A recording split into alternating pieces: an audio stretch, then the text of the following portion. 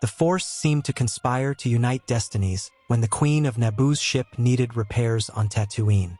While Qui-Gon Jinn was searching for parts to restore the ship, he came across Anakin Skywalker and his mother, Shmi Skywalker. From the moment they first met, something about that family caught his attention in an inexplicable way. It was as if the Force had guided his steps there, as if an invisible link connected him to them, almost as if they had been waiting for his arrival all their lives. Watching Anakin, Qui-Gon felt the Force flowing intensely through the boy. The energy was so strong and so pure that he began to suspect that Anakin might be the chosen one of the ancient Jedi prophecies. Intrigued, Qui-Gon spent hours talking to Shmi, learning more about the boy's life and the challenges they faced. The mother, driven by a genuine desire to offer her son a better future, revealed her hopes and fears, and in an act of trust, invited Qui-Gon to stay on Tatooine to help guide Anakin. As the days passed, Qui-Gon began to notice something even more profound. It wasn't just Anakin's potential that fascinated him, but also Shmi's serene and resilient energy. An unsettling suspicion began to grow in his mind. What if the Force had chosen that woman not only to bear the chosen one, but also to be the companion who would guide him on his journey? The idea seemed absurd to a devout Jedi, but the connection he felt with that family was impossible to ignore. Living with Shmi brought unexpected feelings for Qui-Gon. He, who had always been a guardian of serenity, now felt something new, a sense of belonging. Shmi's company filled a void that he had never recognized, and the desire to train Anakin seemed inseparable from the idea of remaining by that family's side. Each interaction made the decision to leave more difficult, while the idea of staying became irresistible. When he finally managed to free Anakin from slavery by negotiating with Watto, Qui-Gon faced an even greater dilemma. Shmi was still trapped on Tatooine. The weight of this reality made him consider an unthinkable choice for a Jedi. He considered leaving the Jedi Order, training the boy on Tatooine, and, for the first time, living a life outside the strict confines of the Code. His responsibility for Anakin's future and his desire to protect Shmi led him to an unprecedented internal conflict. After long reflection, Qui-Gon made his decision. He would leave the Jedi Order. He told Shmi and Anakin, promising that he would return to them. First, however, he had to go to Coruscant to formalize his departure from the Jedi Council and find a way to ensure that Obi-Wan Kenobi, his apprentice, was ready to face the challenges that awaited him. He trusted that Obi-Wan would have the strength and focus to carry on without him. In Coruscant, Qui-Gon announced his decision to the Council. Although they received the news with skepticism and even concern, the Jedi respected his choice. He also suggested that Obi-Wan be tested, ensuring that his apprentice was prepared for the challenges he would face. Meanwhile, Mace Windu and Obi-Wan left for Naboo, where Mace Windu defeated Darth Maul, while Qui-Gon began his return to Tatooine, eager to start his new life. On arriving on Tatooine, Qui-Gon found the atmosphere tense. Shmi, visibly worried, revealed that Anakin had had a feeling and felt an inexplicable need to go to a nearby cave. He assured his mother that he would be fine, but he had only just left. Feeling a discomfort in the Force, Qui-Gon immediately set off in search of the boy, fearing that something darker was at play. When he reached the cave, Qui-Gon encountered a scene that made his heart soar. Anakin was face to face with a shadowy figure whose presence exuded darkness and power. It was Darth Plagueis. He had manipulated Anakin's mind, luring him to that isolated spot. The cave seemed to pulsate with evil energy, as if the place itself had been corrupted by the Sith Lord's presence. Qui-Gon knew that this moment could change everything. The shadowy figure of Darth Plagueis didn't seem to pose an immediate physical threat, but the tension in the cave was palpable. Qui-Gon Jinn remained alert as he walked towards Anakin, eyeing Plagueis suspiciously. "Who are you?" he asked firmly. The Sith replied in an enigmatic tone, "Just a curious man." Despite his apparent calm, Qui-Gon suspected that he knew exactly who Anakin was. Without hesitation, he activated his lightsaber and took a step forward. "Get away from the boy," he ordered. Plagueis smiled sarcastically, as if he had expected that reaction. "Don't worry, Master Jedi," he said, looking directly at Anakin. I just wanted to see for myself. Qui-Gon maintained his defensive posture. See what? He retorted. Plagueis answered without hesitation. The son of the Force. This confirmed Qui-Gon's worst fears. He tried to connect the pieces. So you're the Sith Master I faced here on Tatooine. Referring to Darth Maul. Plagueis, still smiling, turned to leave the cave, leaving one last taunt. Who the Jedi are looking for is closer than you think. But as always, you don't have the eyes to see it. He was proudly referring to Palpatine, his apprentice. Despite the provocation, Qui-Gon decided not to confront Plagueis. He knew that any battle could put Anakin at risk. His priority was to protect the boy and fulfill his mission to train him. The realization that the Force had guided him until that moment to prevent Plagueis from manipulating Anakin gave him renewed clarity. He felt a silent gratitude for the intervention of the Force, which always seemed to be working to protect his chosen one. After the incident, Qui-Gon asked Anakin why he had gone to the cave. The boy replied that he had felt an irresistible urge to go there, as if something was calling him. Qui-Gon clearly saw Plagueis' manipulation and decided to start training Anakin immediately. Right there. Sit down, Anakin, said Qui-Gon. I'll explain something to you. Our mind is like a machine, like C-3PO's processor. Thoughts come and go, and just as you can program a droid, Force users can try to put commands into your mind. Anakin looked puzzled and asked, "How do I protect myself?" Qui-Gon replied calmly, "Close your eyes, Anakin. Breathe deeply. Feel the air going in and out of your lungs. Whenever you do this, your mind will return to the present, and the intrusive thoughts will lose strength. When you master this, no commands can be placed in your mind. Remember, when your focus is on the present, your mind is protected. A Jedi lives in the present." Anakin listened attentively, determined to learn. After the short lesson, Anakin looked at Qui-Gon with a twinkle in his eye. "I want to be a Jedi," he declared enthusiastically. Qui-Gon smiled and replied, "I know, Anakin. That's why I'm here. Are you going to train me?" the boy asked, and Qui-Gon confirmed with a nod. Anakin flashed a beaming smile and, with Qui-Gon's guidance, closed his eyes again to practice the concentration technique. The two remained in the cave until dusk, beginning the journey that would shape the Chosen One's future. Life on Tatooine began to change rapidly. Qui-Gon and Shmi moved in together, creating a peaceful routine in the Skywalker's home. Although it was an unusual environment for training a Padawan, Qui-Gon saw it as an opportunity to apply his own ideas, often critical of the Jedi Order. He believed that Anakin's training should be unique, free from the rigid traditions of the Jedi. Feeling honored to be chosen by the Force for this special mission, Qui-Gon began to structure a life plan for the Skywalkers. In the early days, he negotiated with Watto for Shmi's freedom, offering services for a year in return. Despite being able to free her easily as a Jedi, Qui-Gon preferred to keep her identity a secret to avoid attracting the attention of dangerous figures from Tatooine's underworld. With Shmi free, the family began to work on the local plantation, while Anakin continued to hone his mechanical skills.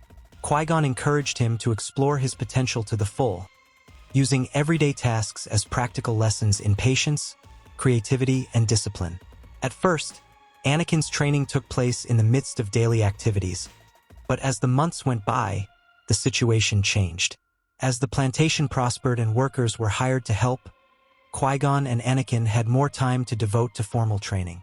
The lessons began to intensify, mixing physical exercises, meditation techniques, and teachings about the Force. Shmi, always present, watched with pride as the bond between her son and Qui-Gon grew stronger. Thus, the Chosen One's future began to take shape. Qui-Gon Jinn and Anakin spent much of their time in the cave near the Skywalker's house. It was a quiet place, perfect for meditation and mental training. Qui-Gon believed that, in the beginning, emotional control was more important than any physical ability. "Your emotions are the scales that will bring balance to the Force, Anakin," he said repeatedly. He knew that Anakin's raw power would only be a positive force if it was guided by internal balance, and the cave became a sacred space for this learning. The speed with which Anakin assimilated the teachings amazed Qui-Gon. He constantly compared the boy's learning to that of Obi-Wan, his former Padawan. While Obi-Wan needed repeated explanations to master a concept, Anakin seemed to absorb everything immediately, as if he were remembering something forgotten, rather than learning it for the first time. This natural talent reinforced Qui-Gon's certainty that Anakin was indeed the chosen one. Despite his obvious talent, Qui-Gon soon realized that Anakin's biggest challenge was his emotional control. The boy had difficulty dealing with failure and became easily frustrated when something didn't go according to plan. These moments of irritation worried Qui-Gon, who understood the dangers of an emotional imbalance in someone so powerful. He knew that without mental discipline, Anakin could become unpredictable and even dangerous. The worry was great, but Qui-Gon believed in the possibility of shaping the boy before it was too late. To balance Anakin's mind and heart, Qui-Gon used meditation as his main tool. He instructed him to empty his mind and focus on the present. Your mind is the key to your emotions, Anakin. Empty your mind. Don't think, just feel, he would say during training sessions. Qui-Gon encouraged him not to react impulsively, but to wait for the right moment to act. As Anakin matured, his powers became even more evident. The emotional balance he trained so hard for seemed to unlock new abilities. Qui-Gon noticed that the more Anakin controlled his emotions, the deeper his connection with the Force became. He saw the Force as a consciousness that trusted the boy, allowing him to access levels of perception and ability that went beyond anything Qui-Gon had ever witnessed. Obi-Wan Kenobi visited Tatooine occasionally, bringing news of Coruscant and the Jedi Order. Anakin loved the visits, seeing Obi-Wan as an older brother. He would always ask to accompany Obi-Wan to the Jedi Temple, but Qui-Gon would firmly say, "It's not your time yet, Anakin." Although disappointed, Anakin respected his master's words, understanding that training was the priority. Anakin became an extremely skilled and strong young man. During practice, he demonstrated an impressive ability to predict future movements and events. He could anticipate his opponent's movements and seemed to sense important situations unfolding before they happened. Qui-Gon saw this as further proof that the Force was deeply connected to Anakin, allowing him to access an almost supernatural level of perception. One day, Anakin said he felt a strong presence approaching. "I think we're going to have visitors," he said. Qui-Gon, intrigued, wondered whether this was a warning of danger or something friendly. When they arrived at the cave for another practice session, they came across an unexpected figure. Qui-Gon's old master, Count Dooku. Qui-Gon was taken aback, but he kept his composure and greeted the visitor. "Master, how long? What brings you here?" he asked. Dooku, with a contemplative look, replied, "I have felt a strong presence of the Force around you." He then turned his attention to Anakin, appraising him with curiosity. "Now I see why," he said, referring to the boy. Qui-Gon introduced the two. "This is my apprentice, Anakin. Anakin, this is my master, Count Dooku." The boy greeted him respectfully. "Pleased to meet you, master." Dooku replied with a slight smile. "My pleasure, young man." After the introductions, Dooku asked to speak privately with Qui-Gon. While Anakin continued his practices in the cave, master and apprentice discussed their choices and their departure from the Jedi Order. It was clear that the two shared a common vision of their criticism of the Order. However, the reason for Dooku's visit soon became clear. He was probing Qui-Gon to join the dark side, subtly talking about the advantages of power and how the Force could be understood in a way that the Order would never allow. Qui-Gon realized the intention, but didn't reveal his position. The conversation would mark an important moment in the fate of the three. During his meditations, Anakin began to feel a strong disturbance in the Force, something that seemed to be connected to Count Dooku. Concentrating, he saw a symbolic vision. Dooku and a shadowy figure on one side of a scale, while he and Qui-Gon Jinn were on the other. The vision was clear, and Anakin sensed that something big was coming, that his fate was intertwined with Dooku's. He shared his vision with Qui-Gon, who was intrigued and saw it as another warning from the Force. When Dooku left, Anakin commented to Qui-Gon, "I think Master Dooku is a Sith Lord." The statement surprised the Jedi Master, who asked, "Why do you say that?" Anakin explained his vision, detailing the dark presence he felt. Qui-Gon reflected deeply and remembered Dooku's words about what he had learned outside the Jedi Order. So that's it, he thought. He found knowledge on the dark side. Despite his suspicions, Qui-Gon decided to remain calm and guide Anakin to deal with this new realization. Shortly afterwards, they both sensed that something was wrong with Shmi. The feeling was strong, and worried, they ran back home. When they arrived, they saw Shmi's belongings scattered outside. Qui-Gon and Anakin immediately became suspicious of the Tusken's raiders. Anakin, overcome with anger, insisted that they leave immediately. Qui-Gon, however, noticed the emotional imbalance in his Padawan and instructed him, "Anakin, calm down. Don't react impulsively. I know, Master, we have to go now." Qui-Gon saw this as a crucial test for Anakin's maturity. He explained, "The best way to help your mother is to be completely present and centered. Only then will you be able to make the right decisions." Anakin listened, took a deep breath, and replied maturely, "You're right, Master. I was off balance. What do you think we should do?" Qui-Gon's pride in his Padawan's progress was evident in his smile. "Now let's go after them," he said with determination. After hours of searching, they located the Tusken's camp by nightfall. Qui-Gon instructed Anakin to use the Force to locate his mother. "Where is she?" "Feel." With his eyes closed, Anakin pointed to a tent. Inside, they found Shmi, tied up and unconscious. Anakin untied her and held her in his arms. Before leaving, Shmi opened her eyes and said with effort, "I'm very proud of you." Those were her last words before she passed away in Anakin's arms. Shmi's death made Anakin furious. He paced back and forth in the tent, saber activated. Qui-Gon watched him in silence, allowing the boy to face his own demons. "If you want to do that, I won't stop you," said Qui-Gon. "They deserve it, but if you make that decision, there's hardly any going back. Your mother has fulfilled her mission. The Force now gives you the opportunity to be your own master." Anakin, after thinking intensely, took a deep breath, switched off his saber and said, "Let's get her out of here." Qui-Gon agreed, amazed at the emotional strength Anakin showed. Living with Shmi, combined with Qui-Gon's teachings, had shaped Anakin in a unique way. He had achieved an emotional balance superior to that of many Jedi. The episode with the Tuskens was proof that Anakin was becoming a true master of himself, something that would be crucial in the challenges he would face ahead. Shortly afterwards, the Clone Wars began, and Qui-Gon realized that it was time to take Anakin to Coruscant. On Coruscant, Anakin was introduced to the Jedi Council, and Qui-Gon offered to act on the side of the Republic in the Clone Wars. Anakin, eager to apply his skills, quickly distinguished himself on the battlefield. His connection with the Force, reinforced by the emotional balance he had developed, allowed him to access incredible levels of power. Even without formal instruction, Anakin began to manifest rare abilities, such as the manipulation of Force lightning, which deeply impressed Qui-Gon.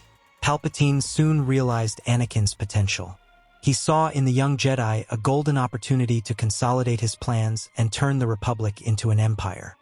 He began to approach Anakin, trying to gain his trust and plant doubts about the Jedi Order. However, Palpatine encountered two major obstacles: Qui-Gon's wisdom and Anakin's emotional control, both of which protected the young man from the Sith's wiles.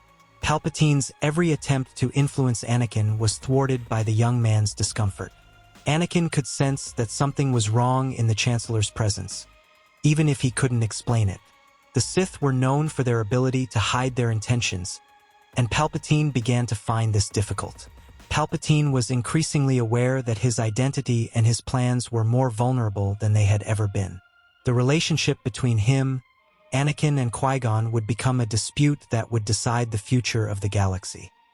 Palpatine, realizing that his subtle approaches were not having the desired effect, decided to be more direct with Anakin.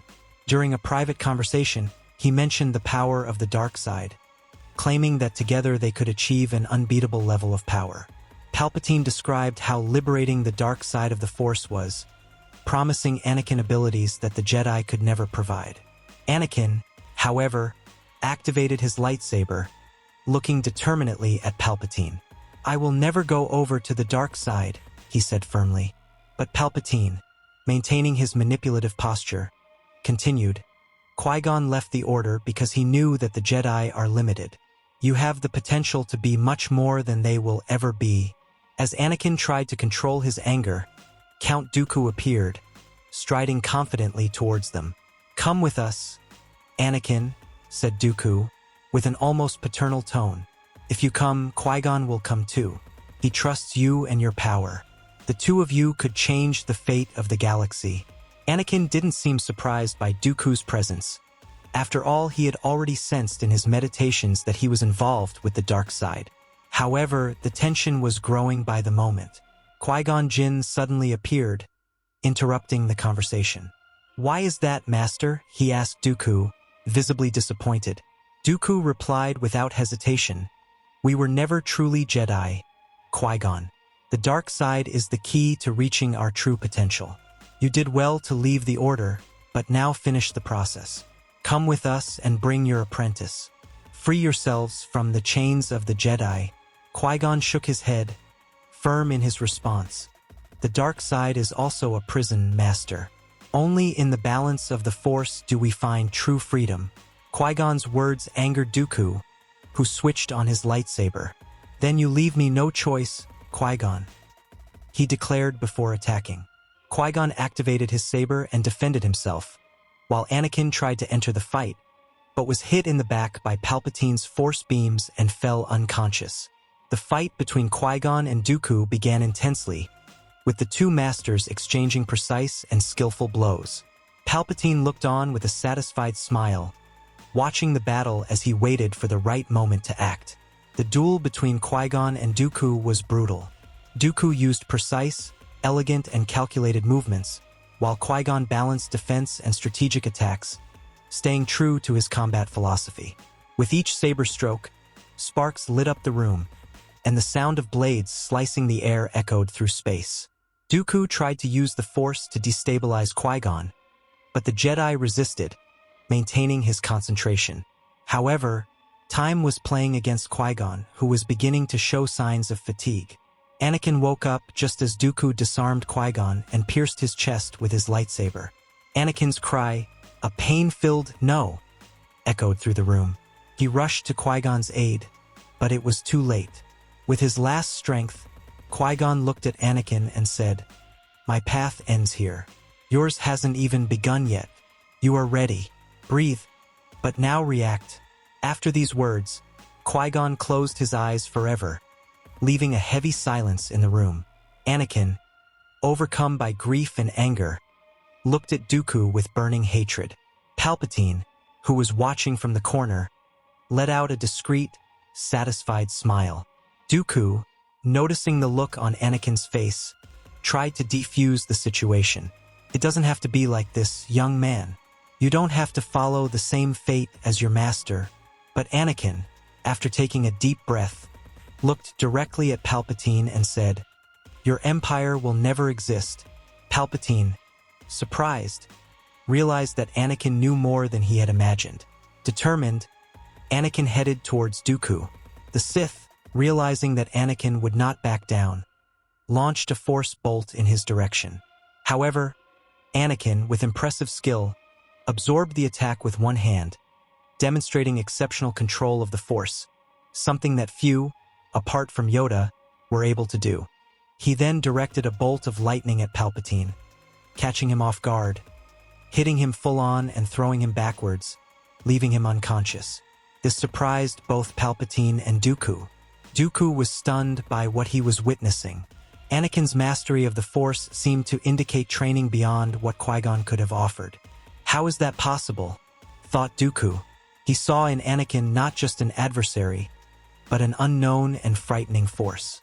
Nevertheless, Dooku activated his saber and prepared for a direct confrontation.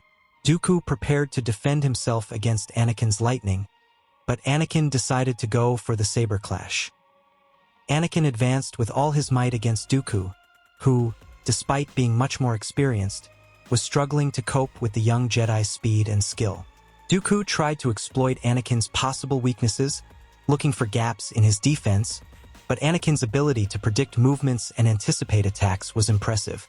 Every attempt by Dooku to take control of the fight was thwarted, and the Count soon found himself cornered, without many options for escape. In a moment of desperation, Dooku launched Force lightning at Anakin, hoping to catch him off guard. However, Anakin absorbed the beams again with ease, as if to demonstrate his mastery of the technique. He seemed determined to keep up the hand-to-hand combat, a saber duel to prove his superiority. In one precise stroke, Anakin cut off both of Dooku's hands, catching his opponent's saber in mid-air. With both sabers pointed at Dooku's neck, Anakin seemed to hesitate. But after switching off the sabers and turning his back, he switched the blade back on and plunged it through Dooku's chest, ending the Sith's life in the same way that his master, Qui-Gon, had been defeated. Without wasting any time, Anakin turned his attention to Palpatine, who was starting to get up. The Sith stared at him, expecting another wave of lightning, but Anakin had another intention. He threw Dooku's saber at Palpatine, as if challenging him to a saber duel. As soon as Palpatine caught the saber, Anakin lunged forward, initiating a fierce fight. The two exchanged blows at high speed, testing their skills to the limit. Palpatine, realizing that Anakin was a formidable opponent, began to use the Force to throw heavy objects at the young Jedi, trying to unbalance him. However, Anakin dodged with precision, keeping his focus on the fight. The battle continued until Anakin struck a powerful blow, severing Palpatine's hand. Before the Sith could react, Anakin used the Force to lift him up by the neck, keeping him suspended in the air. It was at that moment that Mace Windu arrived, seeing the bodies of Qui-Gon and Dooku lying on the ground. "Anakin, stop! What are you doing?" exclaimed Windu, confused. Anakin, still holding Palpatine, replied firmly, "He's the Sith Lord who manipulated all this." Windu remained silent for a moment, trying to process the situation. Finally, he asked, "Wait, let him go." He needed more time to understand what had happened and make a decision. Anakin reluctantly obeyed, letting Palpatine fall to the ground. However, he looked at Windu and said, "He's too dangerous to be left alive," and without hesitation, Anakin launched a powerful blast of lightning with both hands, killing Palpatine in a matter of seconds. Windu was shocked to witness Anakin's power and the absolute mastery he had over a technique that many Jedi didn't even understand. After Palpatine's death, the Jedi Council met to analyze the evidence left behind. With the pieces finally connected, they understood that Palpatine really was the Sith Lord who had manipulated the Clone Wars and controlled the Republic from behind the curtains. Anakin, now seen as a hero, was invited to join the Council as a master. On receiving the invitation, Anakin reminded the Council, "You know that I have inherited my master's disagreements on many points of the Order. Still, do you want me on this council?" Yoda, with his characteristic wisdom, replied, "If your master is right about you, much to learn from you we have, young Skywalker." With those words, Anakin accepted the position, aware that he could help transform the Order. As part of the council, Anakin began to reshape Jedi philosophy, inspired by the visions of Qui-Gon Jinn. He brought a new perspective to the Order, allowing for more flexibility and understanding in relation to the Force and the challenges faced by its members. Continuing Qui-Gon's philosophical legacy became a priority, and the Jedi Order began to change, moving away from the rigidity that had contributed to its own fragility in the past.